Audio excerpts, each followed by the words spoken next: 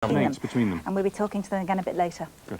Right, Tom Baker, definitely our favourite Doctor Who, says that playing the part was pretty straightforward because all he had to do was speak complete rubbish with conviction. And as all his life he'd been taught nothing but nonsense by priests and teachers, it was peasy, even when being throttled by a Cyberman. Cyberman! And I'm sure you got it. Hello. Yes, I did. Hello. Lovely to see you again. And it seems like that, as you said, make you very big in Abu Dhabi. Yes, that's right. And around the world. Oh, and around the world, And yeah. around the world. They just did another Doctor Who, which bombed, didn't it?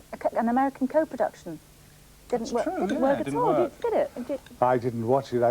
No, I didn't. But I understand it was amazingly dull and ordinary. Yeah, which is one thing Doctor Who never was. No, apparently it wasn't very mysterious, and so we've heard the last of it, I'm afraid. It's a shame. That's a shame. Well, I don't feel very grieved about it. I think you've had enough. We've had enough. Absolutely. You were working on a building site, weren't you, when they offered you the part? Yes, I would work anywhere, really. I'm quite shameless in that way, yes. But that was a long time ago, you know. I know. Yeah. How old were you when it fell your way? I suppose I was still in my 30s. I suppose I was about 37. And you still, I like this, you have the grace to say, so many people turn their backs on something which has been a huge success for them, but you have the grace to say that actually it was your favourite part. It was just such fun. Well, it was, because, you know, I always wanted to be a great success in something. Initially, when I was young, I wanted to be a martyr, but I saw through that. I thought you wanted to be an orphan, didn't you? Well, I wanted to be an orphan, but when that didn't happen, I wanted to, because the Germans didn't bomb my mother. But then I wanted to be a martyr, and then I took up this long, passionate fling with God. And for a while, I thought we were going to, you know, we were an item, God and I. But then, you know, I went off him, really. Well, did you go? I mean, obviously, you were in a monastery and you came out again, but have you still got a faith? Would you still describe yourself as a Christian? Well, no, I couldn't describe myself as a Christian, but I mean, I do read my Bible, but that's because I love, you know, cheap, lurid melodrama. You know, I read the Old Testament, and it really does actually slay me, you know, because we got off to a very bad start, you know, in the Garden of Eden. I mean, the firstborn man, as you know, was a murderer, killed his brother. And I was reading Genesis the other day. Do you know that God was sick of us by chapter 7?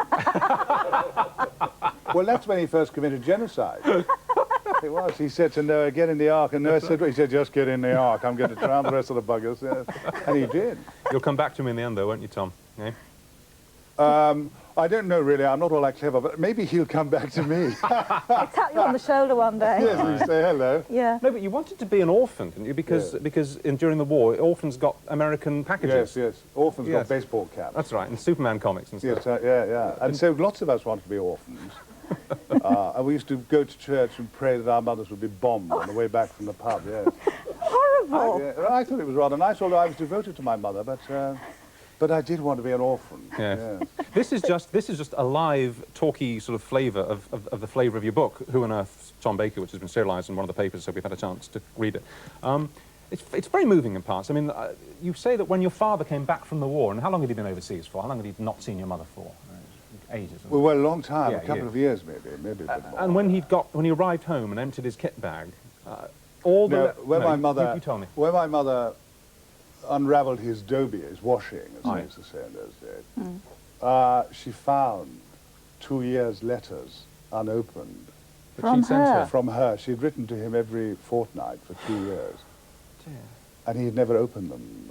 That's right. How extraordinary. It was extraordinary, yes. Why? Do you think could it have been that he couldn't bear to be reminded of home, or...? No, I think he was just bone idle. He was an odd fellow. I mean, at least he could have slit them, couldn't he? Yeah. And she might have thought he'd read them. But it seems odd that he brought them home, you see. That's why I think that's right. He really wasn't all that clever. I mean, he should have dumped them over the side. He'd been around the world twice. But they then didn't speak to each other, did they? She didn't speak to him again. She didn't speak to him ever again? No, not for 9 years. Good God, but they didn't separate, they didn't split up. No, they had nowhere to go, you see. And also, he didn't have a suitcase to take his things away. He was very poor, you know. Lots of the poor would stay together because they were too poor to part, really. Yes. And so then came the great drama of their lives, was how subtle and refined their methods of torturing each other could be. Like lots of people who want to stay together, they refine their torture of each other. And were you a go-between if they weren't talking? Well, I was a go-between, but it was in an absurd way, because if he asked me to ask my mother what was for dinner, she was there. you know, so it was a bit of a black farce, really. So you literally then turn around. So she'd say, ask him what he wants for his supper. And he heard that. So I'd say, she wants to know what you want for your supper. And he'd say, ask her what she's got. And I'd say, he wants to know what you've got. And she'd say, liver and onions. And he'd say, tell her I hate it. It was dire. Awful. Especially when they had a row, because you would have been the conduit of the argument as well. Yeah, but mind you, I wasn't a child when that was happening. No, I was already, you know, I was already a student and a student actor.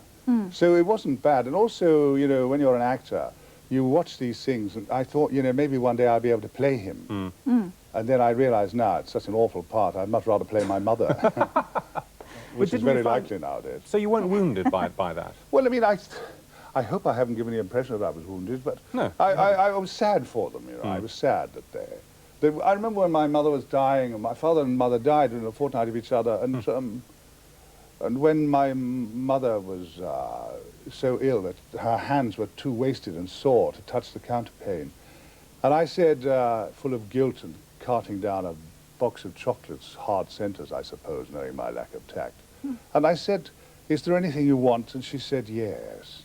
I just want to outlive that old goat in the next room. Jeez.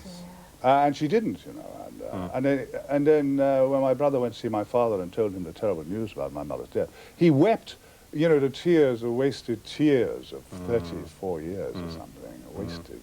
Yeah. God. Yeah. It's one of the saddest stories I've ever heard. Oh, no, but there are, if you turn over, you know, I cheer up on the next page. You did ask me a sad one. Yeah, we did, yeah. What's the story, though, the fascinating story of how you met someone in a restaurant and talked to him for 2 hours and discovered that he was your son? Yeah, I was in New Zealand a few months ago, and my wife and I were having a most marvellous dinner on the harbour side.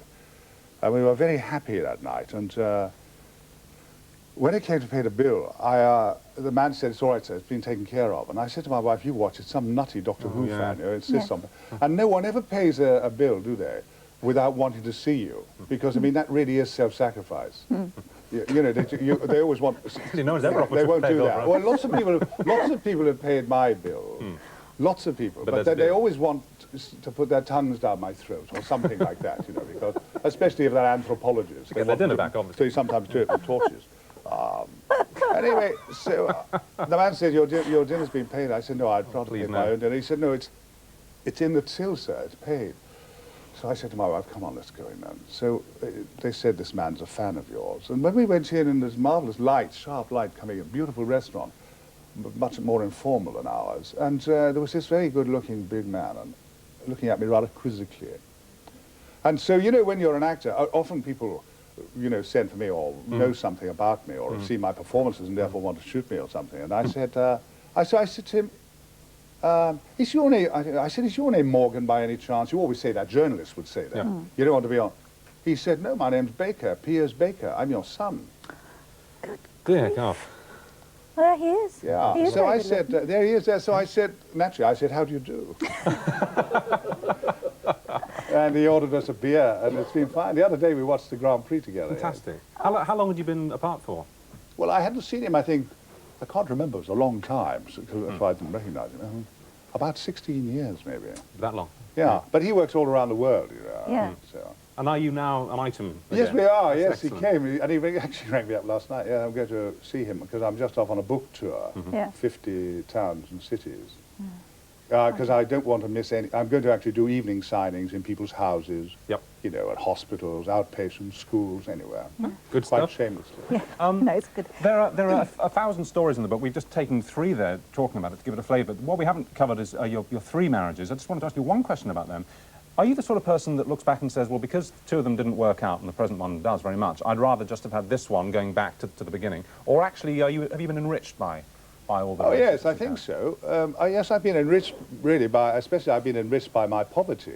I mean, that's one of the paradoxes. Yes, on the way. I mean, that's why, in a sense, I call the book rather ironically and teasingly, Who on Earth is Tom Baker? Because, you know, sometimes I haven't always known. But no, I have no regrets about the other managers. You know, they were okay, and then they weren't okay, and so one pushes on. Yeah. Well, it's a great book. Thank you very much for coming and talking about it. Good luck with the tour and the outpatients departments and people's private kitchens and all of that. You know, we had at least a couple of other clips to play from Doctor Who, and you were so interesting that we forgot about them. So it's really nice. Well, it doesn't matter. Very nice to talk to you. Thank you very much, Tom. We've got to take another break now. We'll be back in just a minute with Monty's gardening phone-in.